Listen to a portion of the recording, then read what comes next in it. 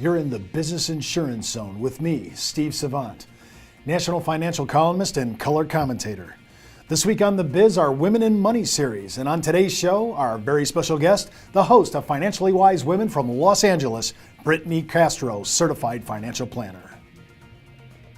When it comes to life insurance, annuities, long-term care, disability, or group pension plans, we're the news you can use.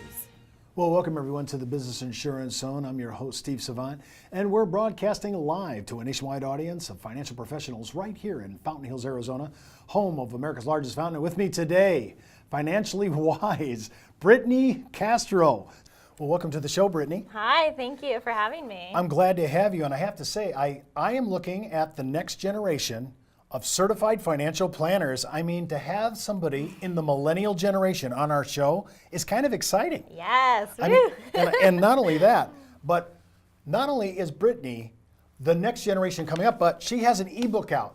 And this ebook is great. It's the 9 Steps to Becoming Financially Wise Women. And this is a great little boilerplate. If you've said, man, I need a track to run on. Yes. I need kind of a basic plan. What is Brittany all about? Well, she's all about helping women become financially wise because, as I've said many times on this show, a man is not a plan. Great tagline. I love that line. I didn't write it, and I wish I did. Brittany, I have to say, I'm looking at your resume, and one of the best parts about your story is your early childhood. And this really makes me start to think that people that are watching our show today actually should do what you did for their children. Yes. I read her resume, and you were buying, you were playing with your cash register, the little toy cash registers. Yes. Your Monopoly money. I mean, you already were having your own fake checkbook when you were a little girl. You already had a fascination for money. How did that happen? I have no idea how it happened. I mean, clearly, like, my parents bought me the toys, but I just loved it. I mean, I would balance my checkbook. I'd write fake checks all the time. Loved my cash register. But I think, just playing with those toys, I, at a very young age, not knowing, of course, was identifying with money very early on. How to organize it, how to think about it, how to view it, touch it, feel it, all of those things that I think sometimes nowadays is lost with children, right? Well, isn't it true? I mean, I think you got your first credit card when you were 16. Yes. Now talk a little bit about that, because usually I have children. Right. I handed them a credit card with major fear. So how was it for you at 16 having a credit card? Yeah, I mean, a big part of that was my dad was really straightforward, and both him and my mom said, look, we want to give you this credit card to help you build credit, because that's really important, and they knew that, and you're going to only use it for gas, and we're going to make sure that you pay it off every month, because I had a job. I mean, I worked all throughout high school, but my dad was also very aware of what that credit card was for, because I was 16, I was in high school, I was like, great, this sounds fun.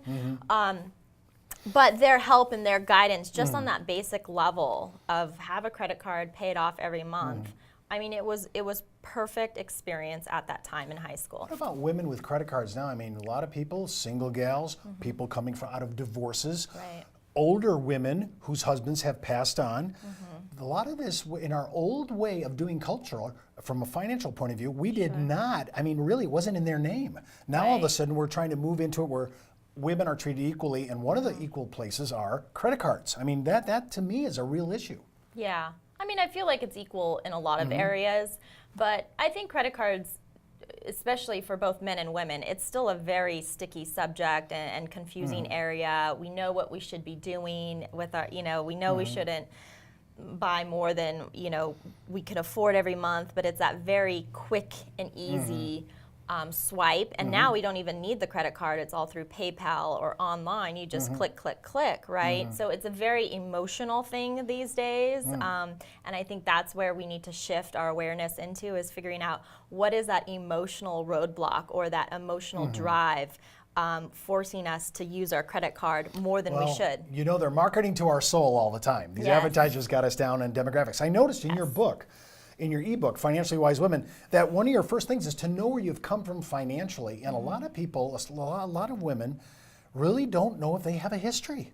Yeah. I mean, they've never thought about it. They never thought about it. So when you think about that, how critical is it to go forward, kind of understanding where you came from in your past? It's so important. I mean, I didn't even know, like when I first started my career as a financial advisor, I didn't really know my money history until I started to do the work and really dig and figure out, oh my gosh, reviewing your past experiences with money is so important. You know, reviewing how your parents thought about money. What were they saying in the household?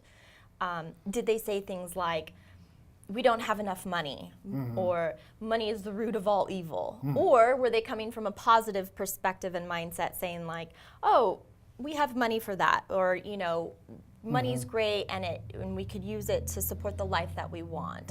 And taking that time, women especially, what I find is the women that I work with, to review their money story, their money history, is such an eye-opener, because all of a sudden all these red flags go off, or these light bulbs go off, and we're like, oh, maybe that's why I'm overspending, right? Or hoarding my money, or penny pinching because of the way my parents were doing things, or the past experience I had in high school with money. So it is really a big eye-opener.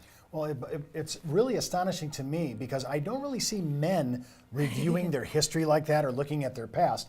And if this is a really good way to move on to the future, I have to kind of deal with my past, understand my belief systems, kind of get a handle on my value system, and then from that past, from my understanding of that, then I can kind of move forward and start to do what I say, what you've actually coined is financially wise moves. And that's what we're into. When we come back, we're going to talk more about money management and how women manage money, and how Brittany actually figured this out at such a young age. We'll be right back. You're listening to the insurance industry's #1 resource for products, planning ideas, carrier information, and interviews you can use.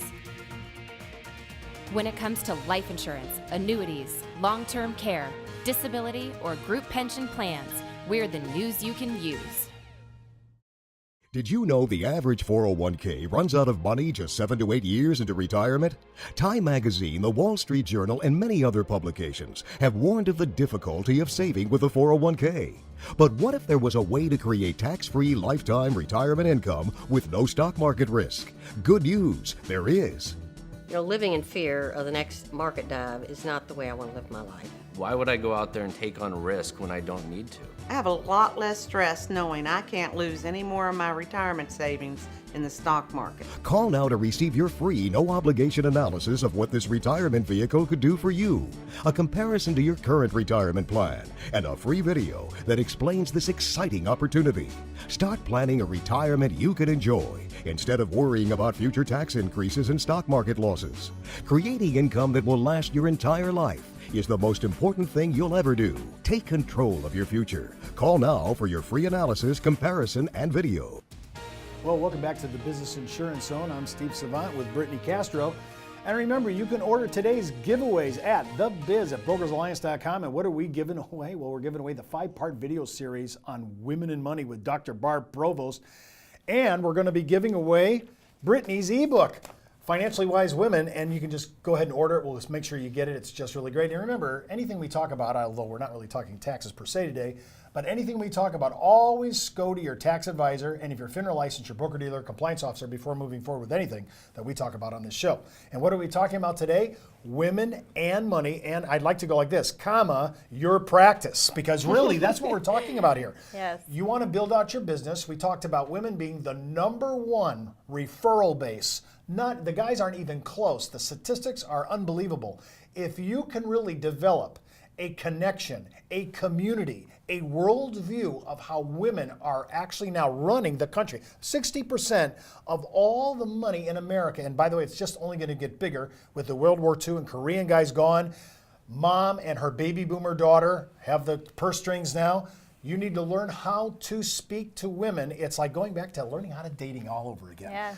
Well, let's talk about that, because we talked earlier on yesterday in our explanation. We said we need better explanations, more thorough, maybe more detailed, spend more time. But another thing is less industrial jargon. I mean, I have to admit it. I am into acronyms like I cannot believe. I am into industrial language, and sometimes I wonder if I'm doing it just to show that I really want to have, I really have a knowledge base. But less jargon, Less industrial language, less acronyms. Right.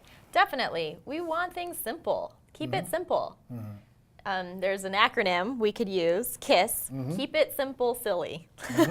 I mean, honestly, the IRA, all these things, all these jargon we had for the financial industry, it's gone way overboard, and people don't even know what an IRA stands for anymore. So even just breaking that up and saying individual retirement account, it's like, oh, thank you, because I've never knew what that meant. So keeping things very simple, straightforward, layman's terms. We don't need to know that you know so much complex stuff. I already trust you. I like you. I definitely know you're a smart guy and you're an expert in this. So I don't really care about all the details. Just tell me the basics, right? I think we make a mistake because we like to pontificate. Yes. And we like to kind of show our knowledge base. But I'm looking at ideas. I notice that women, it seems to me, from my perspective, that they want more alternatives. I'm not coming in here saying a Roth, a IRA, a 401k. I'm not talking like that. I'm coming in saying, based on what you've told me on your retirement goals, I'm going to show you a kind of a potpourri, if you would, right? A kind of a menu of possibilities. Is that true? Is that a good observation? Or, talk to me a little bit about, is alternatives, or no, I just need 2 or 3 and I'm out the door? I don't think you want to give anybody too many choices because that's why they're hiring you, so you can filter the information and provide me some solution options. But I think having 1 to 3 options is always great, because when you're working with women, clients especially, what we want is to feel empowered enough to make the decision ourselves. And clients in general need to make the financial decisions themselves. So in order to do that, you say, here's option A, B, and C. Here are the pros and cons of each. Let me explain the strategy to you, and which one do you feel most comfortable moving forward with? And then at that time, women are going to say option A. And when you give them that ability to make an option, make the decision for themselves, that builds their confidence up. It builds their ability to continue to make smart decisions for themselves. And keep in mind now, this is kind of like the first time ever that women have the ability to make financial decisions for themselves for their lifetime. We don't need a man, we don't need anybody like it used to be back in the day. So we need to build that confidence up, because that's what we lack in our financial life. So give us options and let us do that decision making so we feel comfortable. And then once that happens, I'm gonna like you even more, because you're laying things out, you're very clear, and you help me feel empowered making decisions. I think that's really important, what you just laid out, especially the idea of we should always be clear with everybody we talk to. But when we're talking about clarity of point, I think women want to interrupt us and say, I didn't get that. Where guys would never do that. They'll never interrupt. They'll say yes, okay, and they'll go through. They'll never question, I didn't really understand what you said.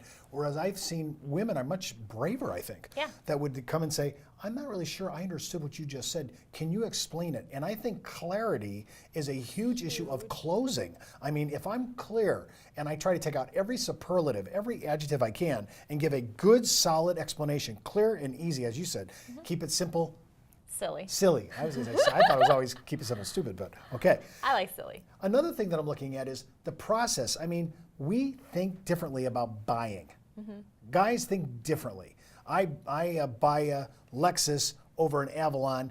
That's the same car. It's $10,000 difference, where my wife might say, that was $10,000, that was a bad deal. So talk a little bit about that process buying.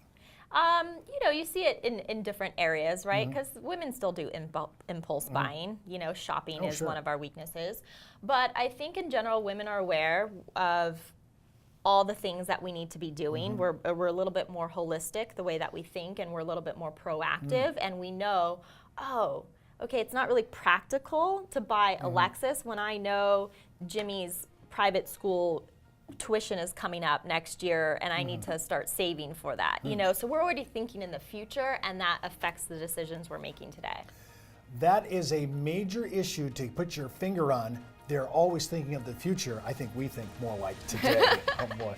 Remember, you can watch this show and all our shows by clicking the red on-demand video button right on our homepage at brokersalliance.com. Well, that's the Buzz on the Biz for today. Get in the zone, the business insurance zone. You're listening to the insurance industry's #1 resource for products, planning ideas, carrier information, and interviews you can use. When it comes to life insurance, annuities, long-term care, disability, or group pension plans, we're the news you can use.